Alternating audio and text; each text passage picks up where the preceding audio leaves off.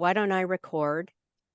So if everybody gives me like a thumbs up, and then I'll start the recording. Okay, excellent.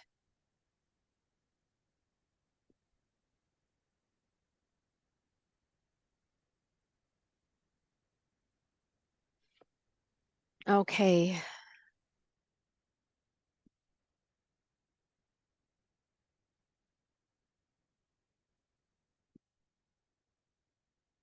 Sundus, if you want to keep your eye on the people who are joining us, why don't I get going? Yeah, I think that's Okay. good. So thanks everybody for joining in tonight. Um, you are going to be actively engaged in the 2025 um, Generation Green Judging Panel. This provides a little bit of background that we'll scoot through, and then some details on Generation Green and this year's judging process. And then we'll have some time at the end for question and answer. Okay, now I am not sure. Oh, I hope it's over here. Yeah. So as we are Halton Environmental Network. Just a really brief overview. We are not for profit. We are achieved charitable status, and we have a certain approach to dealing with environment and climate action. It is evidence-based, and we're really focused on equity and integrity in what we do. We love to build partnerships and develop resources to support the entire community of Halton. A few years ago, we updated our mission, vision, and our values, and they are there for you to see. I'll leave that with you as we will be kind of circulating the recording afterwards.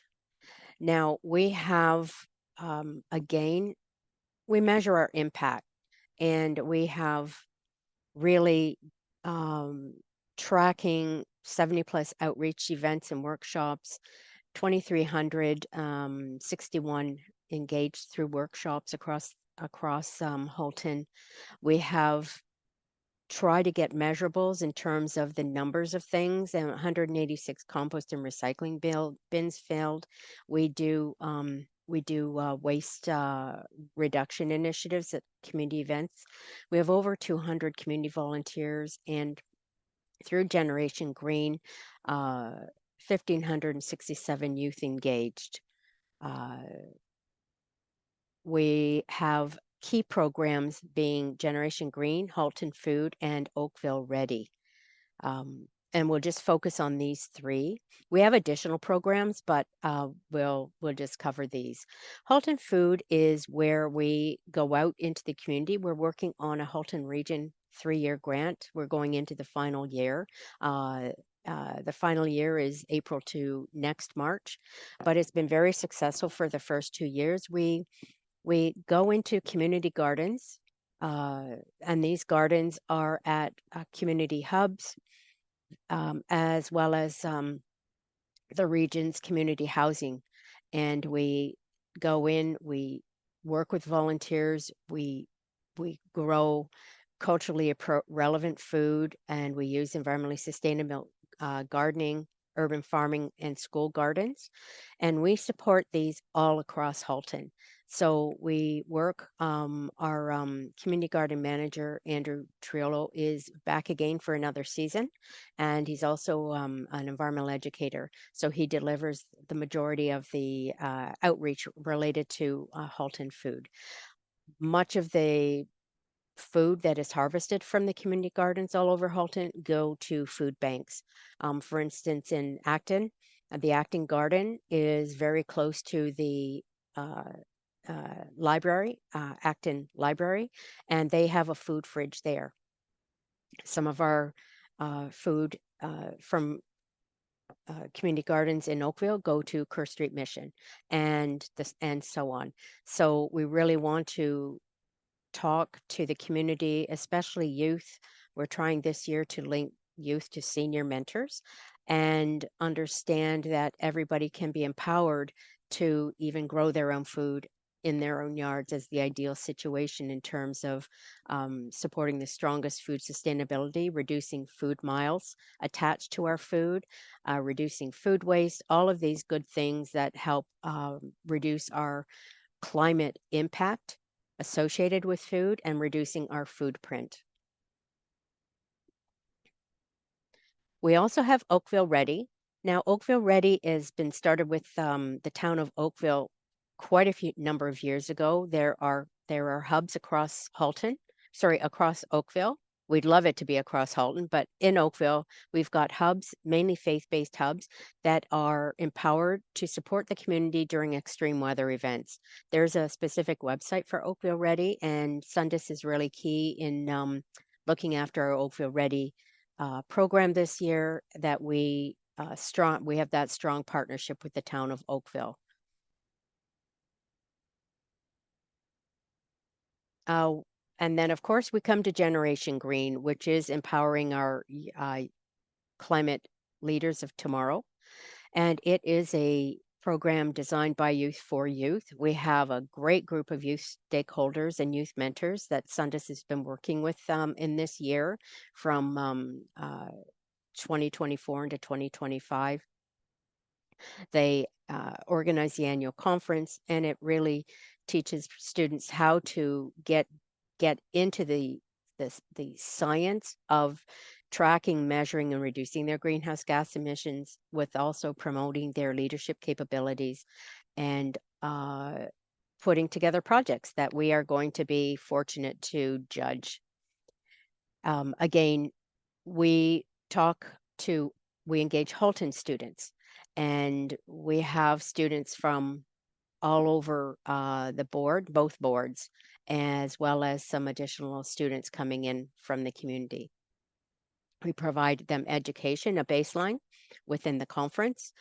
We have webinars that are just wrapping up. Sundus has organized a great series of slate of webinar speakers that the students have uh, enjoyed over, January to March. And then we actually support the students to create a great climate project to look at something, an action where that they can use to reduce their impact. Generation Green goes in three phases. We have the conference, the project completion, and the project showcase. Phase one was a situation where we had on December 10th at Sheridan College this year, a one-day conference. 146 students attended. We had great keynote speaker. Kale from Burlington Green talked about his journey as a climate leader from when he was in high school to now. He's still working in the space. And we had interactive workshops. And this is all volunteer supported with the workshop leaders coming in and bringing their expertise to talk to the students about how they can do their projects and topics to cover, and what the kind of lie of the land is in terms of our focus um, this year.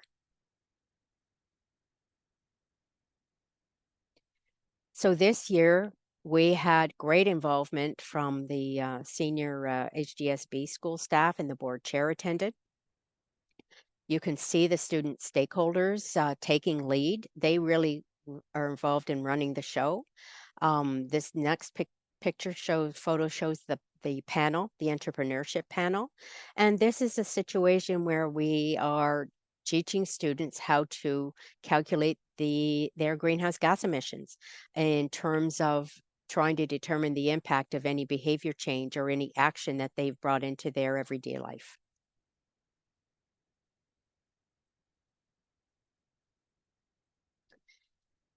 This is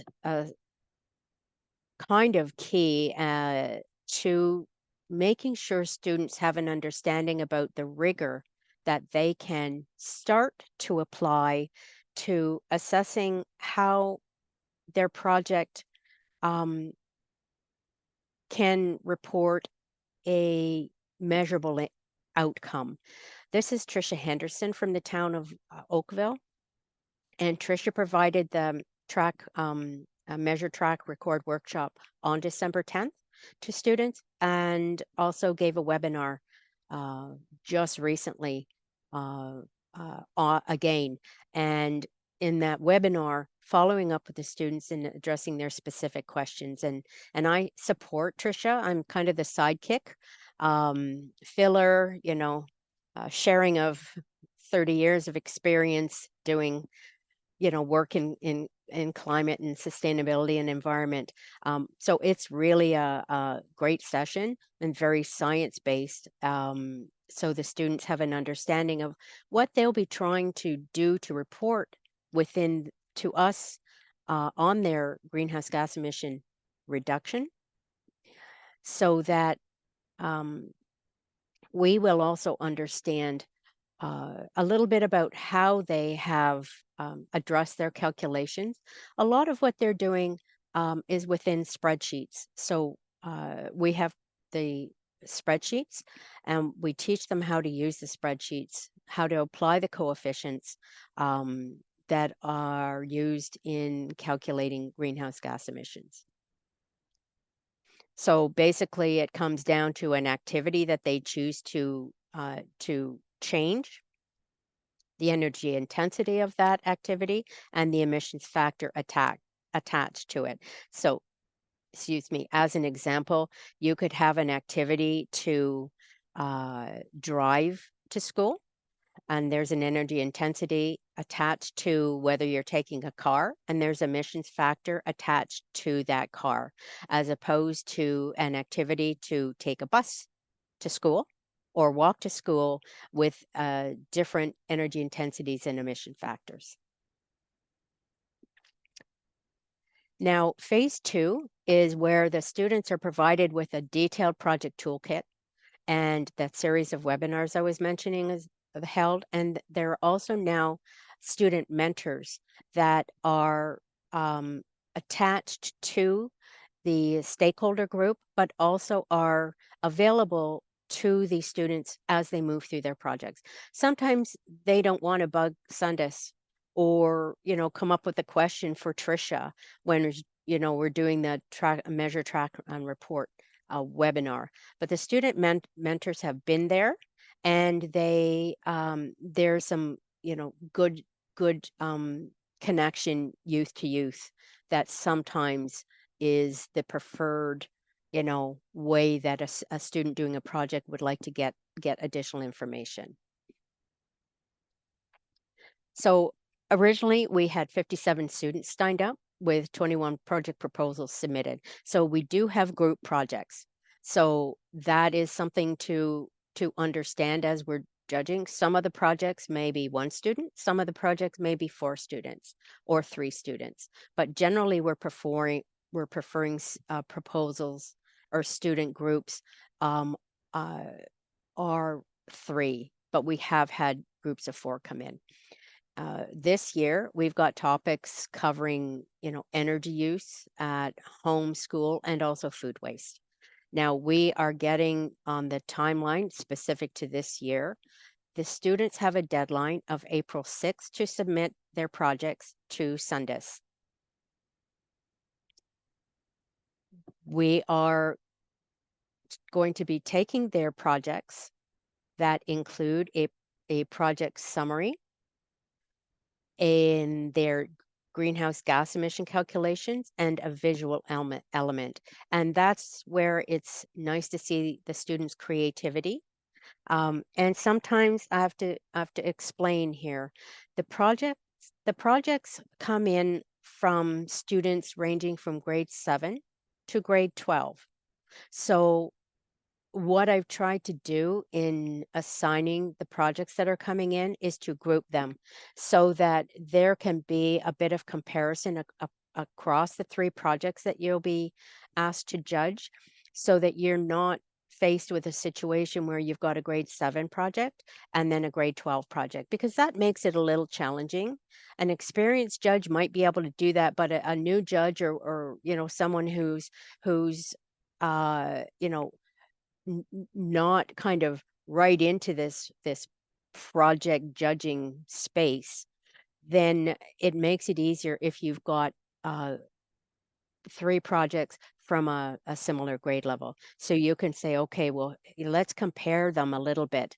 Um, of course, you treat each one individually, but it does have there is a range of skill sets, and there may be a strong a strength within individual projects that might set them apart. And it may not be attached to greenhouse gas emission calculations, it may be attached to the innovation or creativity. And that comes into the judging matrix that I'll talk about later.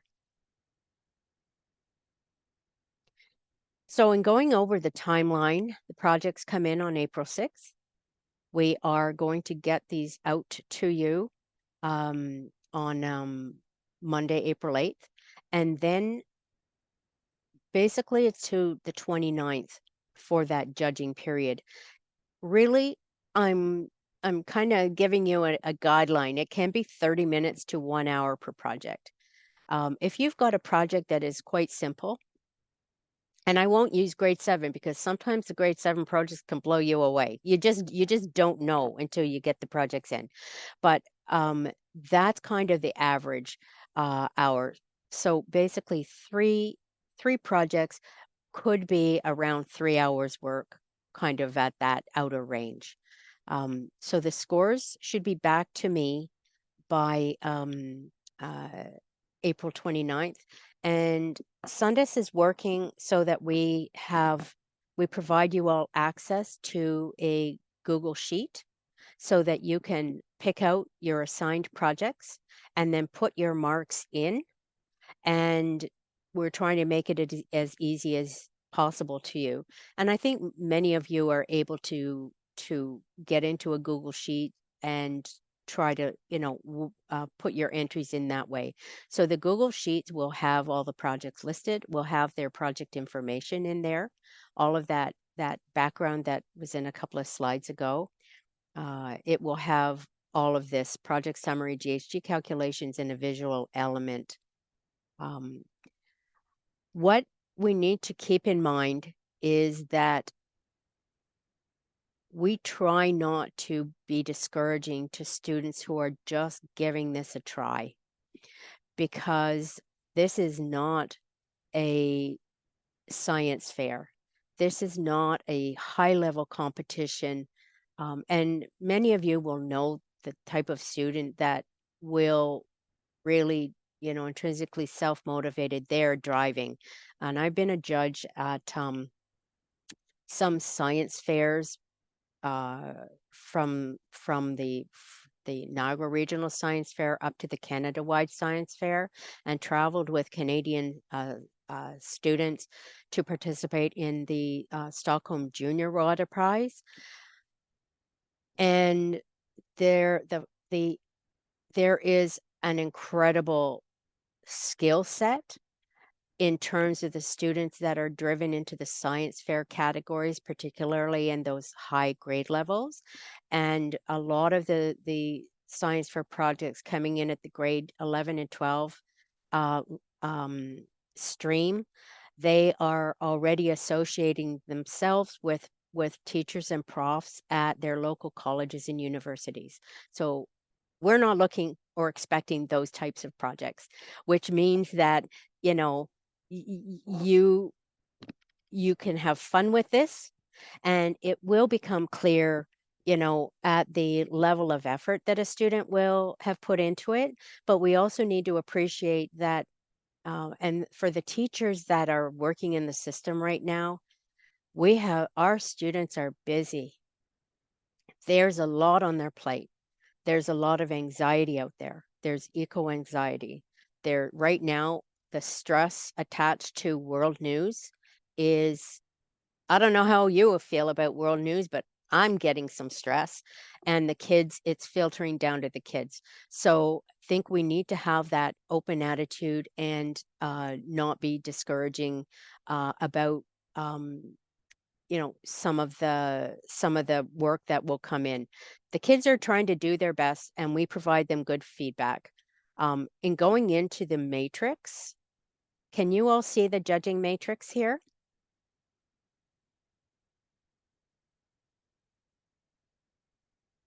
Okay, so Sundus,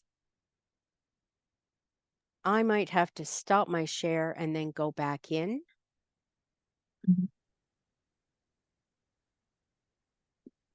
It's just fine. Bear with me, okay? Because this is a really okay. How about now?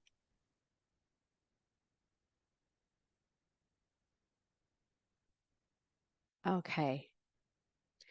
So this is the judging matrix. This is something to keep in mind. I'll send this out to you. This isn't what kind of, this provides you some good context. It's like that rubric that you hear about, kids going through school. It provides us with the background attached to how we are evaluating the projects. So there are three categories: impact, creativity, innovate, sorry, four: innovation and methodology, subject no 5. Man, you wouldn't know that I have input on this all 6 categories. Okay, long day. 6 categories, and in terms of impact, that th the the text underneath we can read, and these are our guidelines when we're picking a score for impact. How we can look at the greenhouse gas emission reduction. Does it seem significant? Does it seem reasonable? How many participants were involved? Was it just the student? Was it the student's family? Was it the student's class? Was it the student's school? Some of the projects even step out into the community, um, and that relates to radius of influence and how long did the project last, and is it ongoing, and have they covered perhaps an idea to carry it forward. So what happens is that you will give it a rating between 1 and 5, 1 being the lowest. So if you get a project where it doesn't look like they've got a lot of impact, then you would give them a 1 or a 2, a 1 or a 2. Some judges will rate low, some judges will rate high. That's why we have each project judged a minimum of 3 times. That means that the average will be statistically significant. That's kind of harkening back to you know, my stats days, and you know, gives us some confidence that we can compare the averages between um, uh, judges, and that's what that's why we ask for a good number of judges, because we like to keep the number of projects to a reasonable level, and but we also like to have minimum of 3 marks per judge. So each score is then weighted, and we're trying to make it so that you don't have to worry about the weight, but it's shown here because we really like to have projects with a good impact. Going to creativity, this is where you may not have may have a student who really didn't get the full gist of how to do the greenhouse gas emission calculations, but they were really creative about their project. And we have had some where it was actually difficult to do the greenhouse gas emission calculations because the the the project required a lot of assumptions. And sometimes, as an example, if you've got a food waste project and you're looking at a banana, sometimes you do not know where that banana came from. Did it come from Panama? or did it come from Ecuador? And, there could be a difference of, uh, 1,000 kilometers. But if it doesn't have that sticker on it, then it's hard to calculate the specific greenhouse gas emissions attached to the food waste attached to that banana. So the students may have to assume, um, to come up with that number. And what I've asked the students to do, haven't talked to all of them, but the idea is that you try to report your assumptions so that we can understand, and the calculation is explained. Some of them do that a lot, and some of them just don't remember to do that. It's hard when you've got potentially a grade 7 student who tackles a big project, and they just do the best they can. But it could be very creative. Maybe that person is taking that banana peel, composting it, and putting into their garden on their property, and they're working in the garden, and they're watching that banana, decompose over time. So there can be some creativity. And one I'll mention is that, um, a few years ago, there was a really, really interesting project that a group of students did, and they were dealing with fast fashion.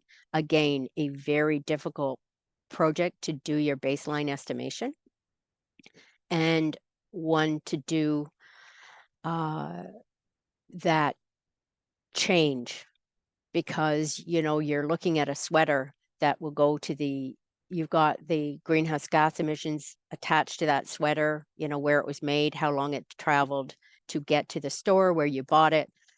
And then if you save that sweater and reuse it or repurpose it, then, that's your contrast between baseline and impact. Um, but they were setting up kind of this mini store, and and you know it was like a clothing swap. Really a cool project, very creative. Um, so again, the series of questions helps guide our rating. Again, you put the score in the blank between 1 to 5, 1 being the lowest, 5 being the highest, and then we weight that as 4. Innovation, is also another, key category. Does this does this project really seem to be something that haven't heard, you haven't heard of before? And it doesn't mean that it's not been done. It's really from your perspective. If you have, does this seem really innovative? I'll gain a score 1 to 5, and then the weight is 3. Now, for these top, um, numbers, we look at the judges' ratings for each project for each of these scores, and we compare them across all of the projects so that we look at the project with the biggest impact against all of the projects submitted, the project that is most creative, and the project that seems to be most innovative, by looking at these specific marks, and, comparing them with all the other marks for all the projects across grades 7 to 12. But you could have a grade 7 project that seems to be super creative, and it could win the most creative project. Um, Getting into the more typical kind of project assessments, we have methodology. It's important to try to have like a good scientific method applied. Subject knowledge. Does the student seem to be going into it a little more deeply to understand the action, and look at some other instances of how people have taken this action and the results, outside of their own work?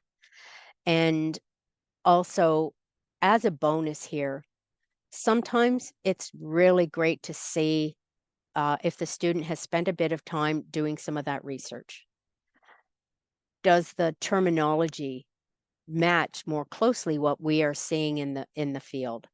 And that's something where you could expect to see some of that coming in at a grade 11, 12 level, where those skills are being more refined within the classes that the students are taking.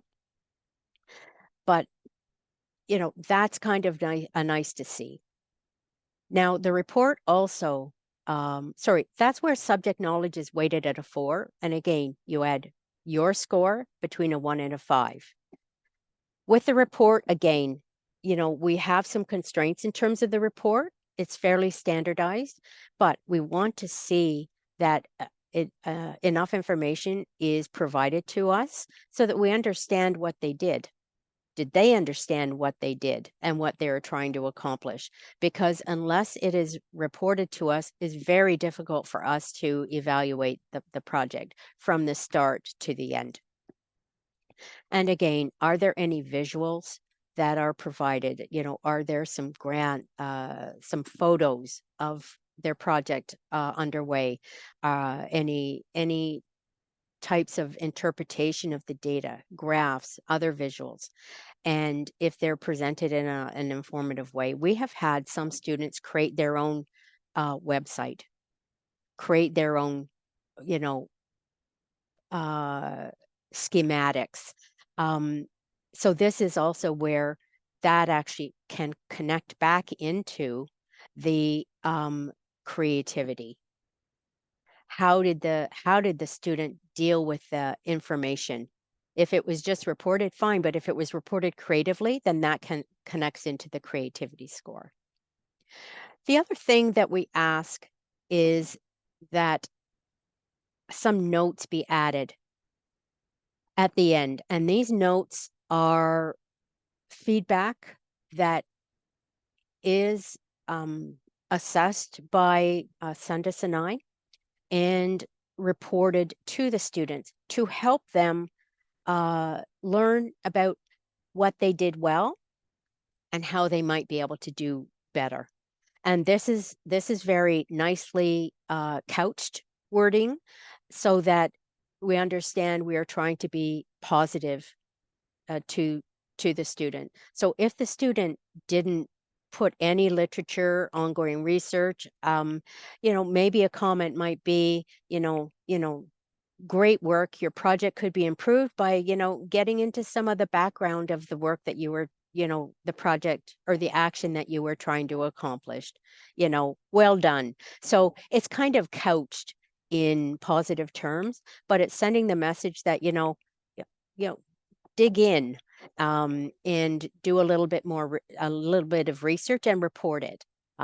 So those are the kinds of questions that or types of feedback that we're looking for here. Any questions before I get out of this and go back to the presentation while we're on specifically? Now, Jane, you've used this template for quite a while, and James, you used it last year. Any words of advice for the new judges on the line? I think the only thing I did is once I reviewed it or reviewed a project or all the projects, I went back and reviewed them again just to make sure like my scoring was somewhat consistent. So I guess that would be my only thought there. Yeah.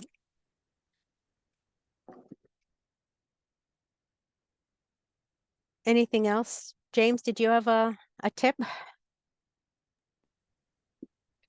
Not really. I just found it useful. Like I was constantly reading these bullets as Yeah. I was reviewing the Yeah. the projects. Yeah. And I think I too, I still do because it helps you focus. And yeah, I've been doing this for many years. I do find this really helpful. And afterwards, after you're through the judging experiences, please stay connected to Sundus and I. And if you can see, if you had any challenges and with applying the matrix, or if you can see some need for clarification on any of these line items, please let us know because we are looking for constant improvement. Okay. I'm going to stop share there and then go back to the presentation.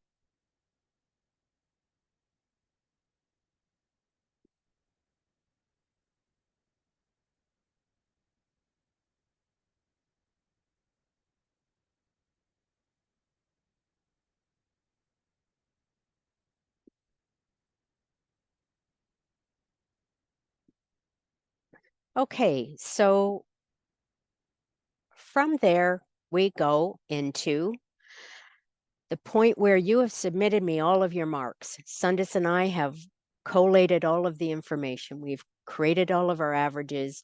We've got the most creative, the most impactful, the most innovative, and then the top rated, projects over the whole over all the projects submitted. We provide students with some awards and a certificate. So we get a certificate for those, but also one of participation. And we try to bring together as many of the students again as possible. And we have a project showcase event. This year, we are going to have it on a Friday, May 16th. We had shifted to a Saturday, but it was suggested to us with a close connection with the Halton District School Board that we could get in the New Street Education Center. Some teachers could get leave and students could get leave from their school day to come in. What happens on weekends is sometimes the students are busy. They're doing homework. Some of them have jobs. Some of them have family events. So it kind of helps. And we hope to have a really good turnout here because if it's school supported, then the students can come. And so we're working through that, and it's going to be on again Friday, the May 16th at the New Street Education Center in Burlington. I'll send out more specifics to the entire judging panel as we find out the time, and of course, I'll send you the details on the location. You are very, very welcome to join us. We like to acknowledge all of the judges and that participated, and we represent your organizations definitely as we go through the showcase. The showcase generally starts out focused on breakfast, kind of networking, meet and greet, and then the stakeholders go through, their welcome, the land acknowledgement. We hope to have that keynote speaker. We're working with three potential keynote speakers because we always have a backup. Because when you're organizing something, Plan A sometimes does not come through. And then we have kind of the students do an overview of the projects that came in. We like to have some of the projects, the students present on their projects. And then we kind of wrap up. Sundus, any other additional information coming in on that day so far? Not at the moment. We're Okay. still working on it. Yeah. Okay. So we'll keep you posted on that in terms of the timing. And if any of you are able to join, that would be wonderful. And we also have to thank all of the sponsors for this year's project. We've got, the Halton District School Board, the Halton Catholic School Board, Town of Oakville, Dillon, Hatch, the Oakville Lions Club, Halton Hills, Sofiac, Atura Power, and Aimco Solrec Limited. And actually, some sponsorships are still coming in because as soon as sometimes some groups or people hear about it, then they want to try to continue to sponsor, and we really do appreciate that support. And again, Dylan, man, you set the bar high this year. I think you've come in with 6 judges, so thank you very, very much. So, that's, very much appreciated. So I would just like to wrap up by letting you all know this is our typical get involved. We do work a lot of times on that donation framework. We get grants, but a lot of grants don't cover all the staff time, and we look for matching grants. Jen Green right now is basically working on sponsorships. So that that proves it's challenging, but we all really believe in this project. So that's why we want to, continue on. We've got lots of ability for you to connect in. We've got our website, we have Facebook and Instagram, and we can be contacted at info@haltonenvironment.ca. And you can also volunteer and we love corporate connections. We just recently talked to a couple of different corporate groups, and I know Dylan has been involved in a corporate volunteer day where we're doing, say, a planting at the Oakville Food Forest. And, you come in during a work day and you get outside and you get to, wear your grubbies and get dirty, enjoy the sunshine, hopefully, and get out in the green space, which I know we all know a bit about it, but getting out into the green space just makes you smile. It makes you feel better. It really documented supports mental well-being, and I think it's a great opportunity. So we're working at setting up some planting events, letting our potential volunteer group know about planting days at community gardens, and we're setting up our dates for the corporate volunteers in our volunteer base.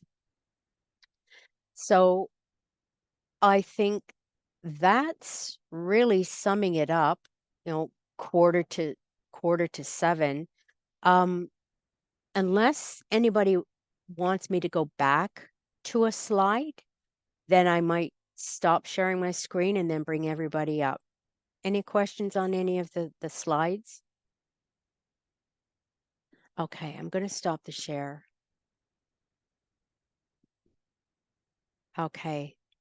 And I'll just ask generally, are there any questions? Do we have anything that we want more information or follow-up? Okay. No, thank you very much. It was very informative. And now I know the dates and how to do the evaluation. So that's always very appreciated. Thank you. That's great. And what I'll do is over tomorrow or the day after, tomorrow's looking pretty busy for me, but it may be, within the next couple of days, I'll share the presentation and also share the recording to the entire judging panel, because I know there are a lot of judges. We've got 23 judges this year, and that lets us, tackle, 3 projects each, which is a kind of, I think, a sweet spot for us. We've had some years where we've had a lot more projects, either a lot more projects or a lot fewer judges, but judges don't seem to be the issue sometimes. But we had judges manage, 5 to 6 projects.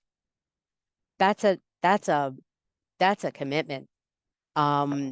So this year's working out quite nicely with a balance of 3. It lets you get a sampling of, the interests of students across some different, approaches. Sundis, did you have anything to add? No, I don't. I think we'll just once we've got everything, we'll send out the Google form, which will be used for the evaluations, and then a link to the Google Drive where we'll have the projects. So okay. Yeah. I think we lost a few people along the way, but I think they'll get caught up. But I think with that, thank you so much for supporting Jen Green this year. I really hope you enjoy your judging experience. And between Sundis and I, don't hesitate to give us an email. I'll hand out my phone number, if you're struggling, with how a project looks, then just connect in. I try to have a look at every project so that I'm familiar with kind of how they all look. And so I'll be able to go in and help you get sorted on any particular challenges that you're having. Okay. So thank you very much for your time, and look forward to working with you this year. Thank you so Thank much. you. Thank Have a you. good Bye-bye. evening. Thanks. Have a good night, everybody. Thanks. Bye. Bye. Bye. Bye.